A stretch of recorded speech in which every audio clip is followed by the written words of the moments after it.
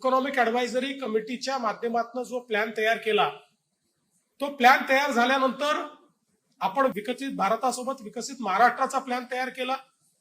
विकसित महाराष्ट्र 2047 मध्ये 3 टप्पे आपण घेतले. पहिला टप्पा हा 2029 चा आहे, जे आपले शॉर्ट टर्म गोल्स आहेत. दुसरा टप्पा हा 2035 चा आहे, जेव्हा महाराष्ट्र हा 75 वर्षाचा होईल. हा आपला मिड टर्म गोल आहे. आणि अर्थातच 2047 ज्यावेळी महाराष्ट्राची अर्थव्यवस्था आपल्याला $5 ट्रिलियन इकॉनॉमी करायची आहे, त्या दृष्टीनं हा आपला महत्वाचा टप्पा आहे. आणि याकरता 16 सेक्टर्स हे आपण त्या ठिकाणी निवडलेले आहेत. त्या 16 सेक्टर्स मध्ये आपण आपली ग्रोथ स्ट्रॅटेजी ठरवलेली आहे. आणि मला सांगताना आनंद वाटतो की नॉर्मली आपण बघितलं असेल, एक्सपर्ट्स हे प्लॅन तयार करतात, रोडमॅप तयार करतात, आणि मग तो एक डॉक्युमेंट बनतो ज्याच्यावर केवळ चर्चा होतात.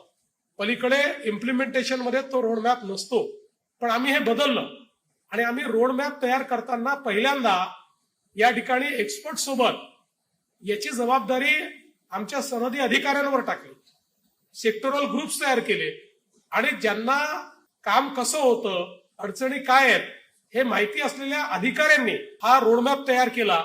आणि आता जो अर्थसंकल्प मी मांडला, हा अर्थसंकल्प पूर्णपणे आपण हा जो काही प्लॅन विकसित महाराष्ट्राचा तयार केला आहे, त्या प्लॅनवर आधारित आपण सगळ्या तरतुदी त्याच्यामध्ये केल्या.